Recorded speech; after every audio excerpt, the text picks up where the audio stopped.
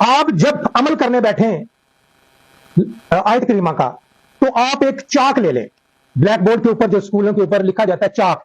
چاک کی آپ زمین کے اوپر مچھلی بنا لیں، مچھلی کا ایک فرضی مچھلی کا نقشہ بنا لیں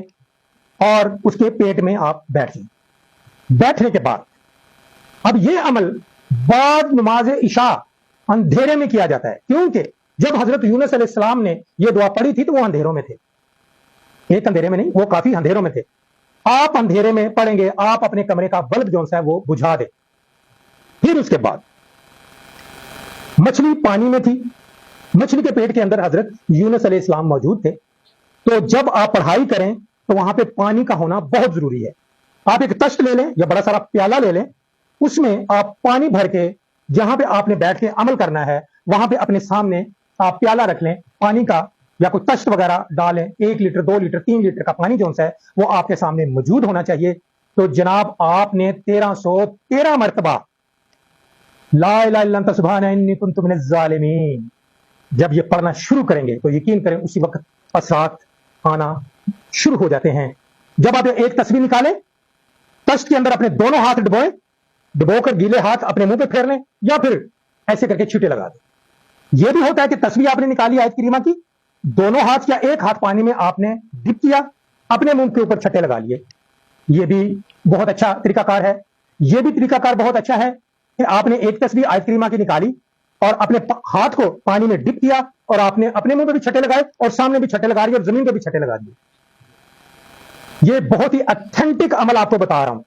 یہ میں نے بارہا دفعہ آزمایا ہے اس کو، اور جن دوستوں کو یہ بتایا ہے انہوں نے آگے سے خوشخبری ہی بتائی ہے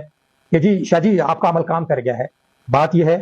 کہ پھر جب آپ یہ قانون فالو کریں گے، مچھلی کا پیٹ آپ نے بنا لیا چاک کے ذریعے، اس میں آپ بیٹھ گئے، کمرے کا بلب آپ نے بجھا دیا، اندھیرا ہو گیا اور سامنے آپ نے پانی کا تشت رکھ لیا اور جناب تمام شرائطیں آپ کی پوری ہو گئی، اس کا قانون مکمل ہو گیا، تو آپ نے فی تسبیح کے بعد اپنا ہاتھ ڈپ کیا اور اپنے منہ پہ چھٹے لگا لیے اپنے منہ پہ۔ ایسے بھی ہوتا ہے کہ جب لا الہ الا انت سبحان انی کنت من الظالمین آپ پڑھتے ہیں آپ کو پسینہ بھی آ جاتا ہے،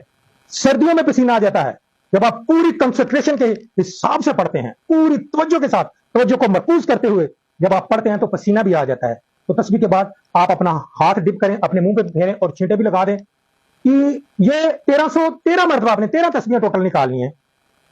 آپ کا مقصد حل ہو جائے گا۔ اس کے بعد جو پانی بچتا ہے وہ پانی آپ کسی دیوار کے اوپر پھینک دیں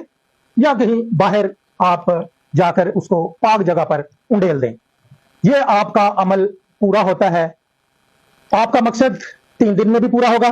آپ کا مقصد 7 دن میں بھی پورا ہو جائے گا، آپ کا مقصد 11 دن میں بھی پورا ہو جائے گا۔ ٹوٹل یہ 21 دن کی پڑھائی ہے۔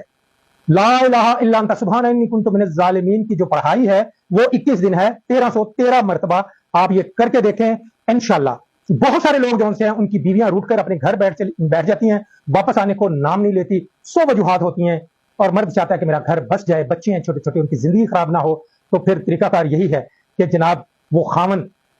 اپنی بیوی اور اپنے بچوں کے لیے پڑھائی کرے لا الہ الا انت سبحان انی کنت من الظالمین۔ یقین کریں وہ بیوی ترسنا شروع ہو جائے گی اس مرد کو، کیونکہ اللہ کی کلام بیچ میں شامل کر لی ہے اور اس کا گھر ہر حال میں بس کے رہے گا۔